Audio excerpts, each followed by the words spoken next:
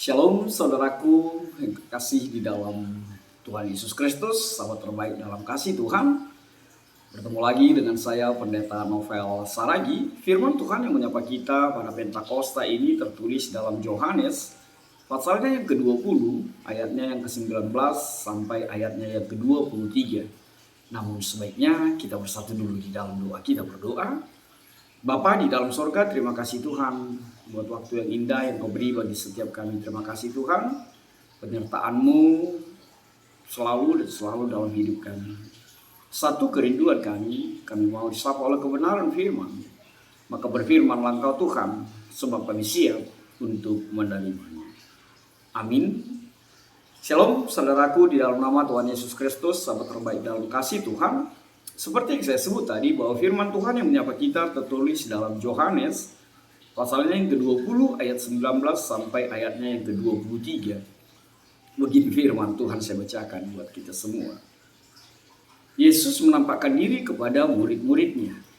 Ketika hari sudah malam pada hari pertama minggu itu, berkumpullah murid-murid Yesus di suatu tempat dengan pintu-pintu yang terkunci, karena mereka takut kepada orang-orang Yahudi.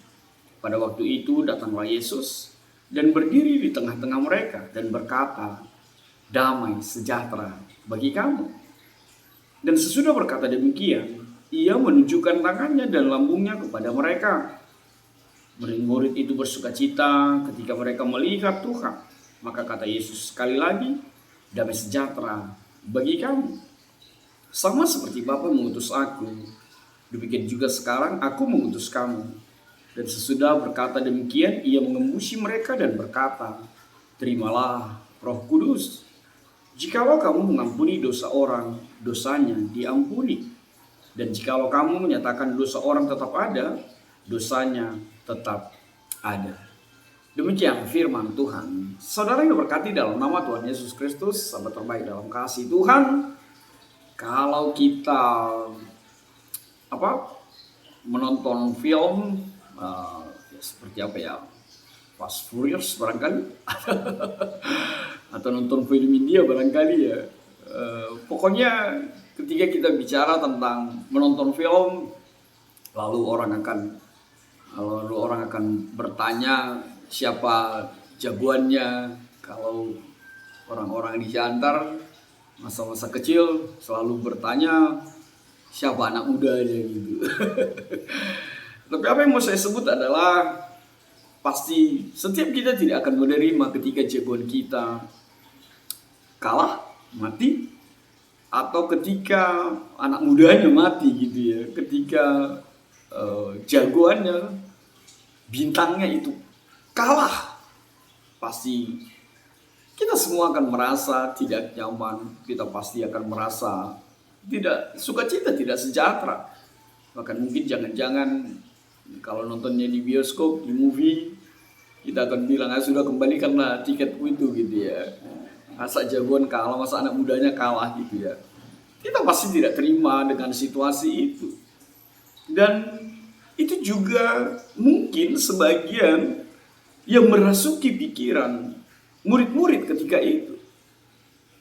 Mereka tidak siap menerima Yesus guru mereka, Tuhan mereka, jagoan mereka, tokoh pahlawan, pribadi yang mereka kenal begitu hebat, akhirnya kalah, mati, disalibkan. Dan mereka sangat-sangat terpuruk sekali. Dan mungkin secara manusiawi kita bisa memahami hal itu. Seperti yang saya sebut tadi, hanya nonton film saja jagoannya kalah, itu sedihnya minta ampun. Apalagi ketika itu bicara tentang sebuah kenyataan. Ada yang kalah. Pahlawan, jagoan kita kalah. Sedangkan ketika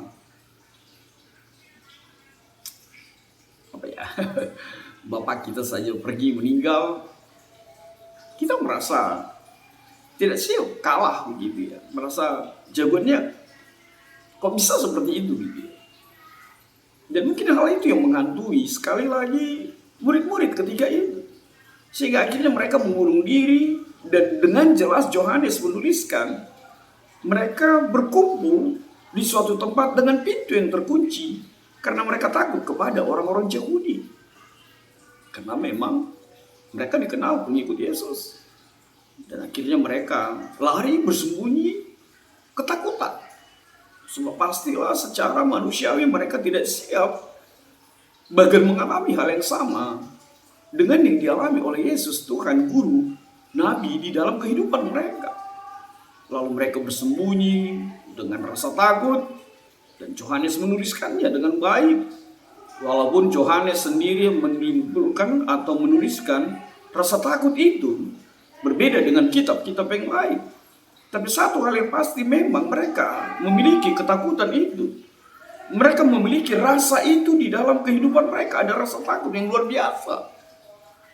Sebab mereka tidak mau juga disebut subversif, menantang atau melawan pemerintahan ketiga itu. Tapi lihatlah, ternyata Tuhan Yesus bisa hadir di tengah-tengah mereka.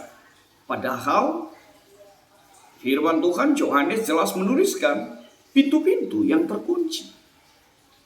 Saudaraku, jelaslah bahwa tidak ada yang bisa mengunci kehadiran Yesus di dalam kehidupan kita. Tidak juga pintu, tidak juga jendela, tidak juga tembok, atau apapun itu di dalam kehidupan kita. Tidak ada yang bisa mengunci Yesusmu, Yesus kita hadir di tengah-tengah kehidupan kita. Hal itu menjadi kuat setiap kita. Bahkan ketika pintu terkunci, bahkan ketika ketakutan itu hadir dalam kehidupan mereka, tapi Yesus Tuhan bisa hadir di tengah mereka, bahkan mengatakan damai sejahtera bagi kamu. Apa yang mau dikatakan dalam situasi itu? Tidak lain adalah Tuhan Yesus mau mengatakan yang pertama, hadirnya pasti menghadirkan damai sejahtera. Pasti menghadirkan kenyamanan, menghadirkan sukacita. Dan yang kedua, Tuhan Yesus mau mengatakan ketika dia mengatakan damai sejahtera bagi kamu, ketakutan itu akan berganti dengan kedamaian, dengan ketenangan. Ketakutan itu, kegelisahan itu akan digantikan dengan sukacita yang luar biasa di tengah-tengah kehidupan mereka. Ketika menerima Yesus hadir dalam hidup mereka.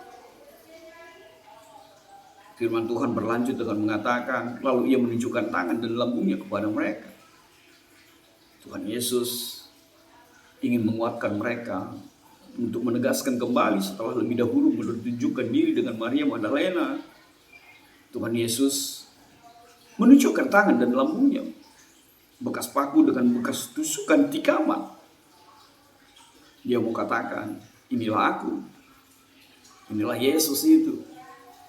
Dan mungkin juga Tuhan Yesus mau mengatakan, kalian masih lupa, kalian masih ragu dengan kebangkitanku. Padahal Tuhan Yesus telah mengatakan bagi mereka bahwa dia akan bangkit pada hari yang ketiga. Dan lihatlah, dia menunjukkan tangan dan lambungnya. Dan benarlah, murid-murid bersukacita. Dan kita bisa membayangkan bagaimana sukacita yang luar biasa ketika mereka melihat Tuhan. Ketika mereka menyadari, mengimani ada Yesus di tengah-tengah mereka.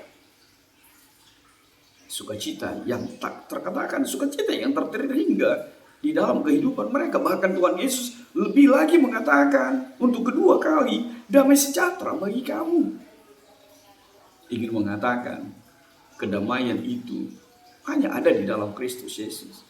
Kedamaian itu akan kita peroleh ketika kita percaya, ketika kita menerima Yesus Tuhan di dalam kehidupan kita.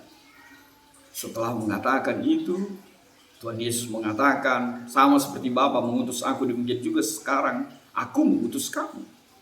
Artinya apa? Yang pertama, hanya orang yang dipenuhi damai sejahtera di dalam Kristus yang bisa menjadi utusan Allah. Kalau hatimu tidak dimiliki damai sejahtera yang dari Tuhan Yesus Kristus, maka engkau tidak akan bisa menjadi utusan. Lalu apa yang kedua? Tuhan Yesus mau mengatakan sama seperti Bapa mengutus aku. Artinya apa? Yesus Tuhan diutus melakukan apa yang Tuhan Allah perintahkan baginya. Dan pengutusan yang ada juga di dalam dirimu, di dalam diriku, di dalam setiap kita adalah melakukan apa yang dikatakan, yang diperintahkan oleh mengutus kita. Kalau kita pakai istilah misalnya tari apa ya, apa sih namanya, garis gitu, garis apa, garis tugas atau koordinasi atau apapun itu ya.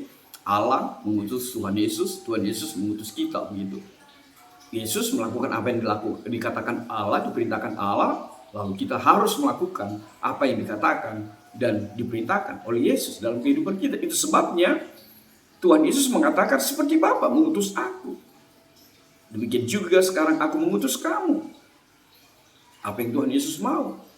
Setiap orang yang percaya kepadanya tidak akan binasa, melainkan beroleh hidup yang kekal. Yohanes 3 ayat 16. Dan itu harus menjadi bagian kita. Kalau kita kembali kepada Matius 28, dimulai dari ayat 16, amanat agung Tuhan Yesus, kita harus diutus, memberitakan, mengajarkan, menjadikan semua bangsa menjadi murid Tuhan. Lalu yang terakhir, Tuhan Yesus mengatakan, terimalah Roh Kudus. Saudara yang diberkati dalam nama Tuhan Yesus, ketakutan itu akan bisa disirnakan ketika Roh Kudus yang bekerja di dalam kehidupan kita. Lihatlah apa yang dikatakan, fungsi Roh Kudus di dalam kehidupan kita. Dan lihatlah keberanian setelah mereka menerima kuasa Roh Kudus bekerja atas setiap mereka. Dan Tuhan Yesus mengatakan, terimalah Roh Kudus, sebab hanya Roh Kuduslah yang menjadi kuat kita memberitakan, mengajarkan, menjadi utusan di tengah-tengah kehidupan kita. Tuhan mau katakan sekali lagi, terimalah Roh Kudus. Dan ini menjadi minggu Pentakosta, turunnya Roh Kudus yang kita peringati pada saat ini, kita rayakan saat ini. Maka jangan tutup hatimu, maka jangan tutup dirimu untuk menerima Roh Kudus menjadi kekuatan di dalam kehidupanmu. Dan Yesus melanjutkan kalimatnya, kalau kamu mengampuni dosa orang, dosa diampuni. Dan jikalau kamu menyatakan dosa orang tetap ada, dosanya tetap ada. Tuhan Yesus mengatakan bahwa mereka diberi kuasa, diberikan pemahaman, diberikan kekuatan untuk melihat, untuk menentukan siapa yang berhak, siapa yang berada di dalam kehidupan. Dosanya diampuni, dosanya bisa diampuni oleh Tuhan, atau dosanya tinggal tetap di dalam dirinya. Sebab hanya orang-orang yang dipenuhi Roh Kudus yang mampu membedakan hal-hal itu, yang mampu menentukan apakah itu di dalam keberdosan kepada Tuhan Yesus dalam kehidupan kita. Maka Tuhan memberkati setiap kita ketika Roh Kudus menjadi kuat setiap kita. Saudara yang diberkati dalam Tuhan, apa yang menjadi refleksi bagi kita? Yang pertama, takut mengurung diri bukanlah ciri pengikut Kristus. Yang kedua, tetaplah bersekutu di dalam Yesus dan jangan pernah lari, apalagi meninggalkan persekutuan itu. Yang ketiga, kuasa Roh Kudus bekerja di dalam kehidupan pelayananmu, maka jadilah kebangkitan Yesus itu. Yang keempat, satu hal yang pasti, apapun tidak bisa menghalangi Yesus memasuki keberadaanmu. Bahkan pintu yang terkunci, pintu yang tertutup, tidak bisa menghalangi Yesus datang ke dalam kehidupanmu. Yang terakhir, bersukacitalah, sebab Yesus Tuhanmu memberikan Roh Kudus kepada setiap kita. Keluarlah dari ketakutanmu dan jadilah pemberita, jadilah saksi akan Yesus yang bangkit, akan Yesus menjadi juru selamat dalam kehidupan kita. Tuhan memberkatimu. Kita bersatu dalam doa. Bapa di dalam surga, terima kasih Tuhan buat karyamu dalam kehidupan kami. Terima kasih Tuhan buat Roh Kudus yang menjadi kuat setiap kami. Dalam kasih-Mu Tuhan Yesus, enyahkanlah virus-virus ini. Amin.